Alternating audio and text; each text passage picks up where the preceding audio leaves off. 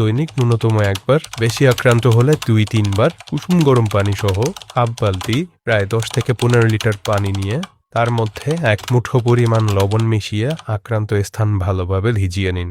এরপর আক্রান্ত স্থানে ফিটকিরি দিয়ে 5 থেকে 7 মিনিট ভালোভাবে ঘষে ঘষে পরিষ্কার করে নিন। এবার ওই হাফ বালতি পানি দিয়ে শরীর ভালো করে ধুয়ে ফেলুন।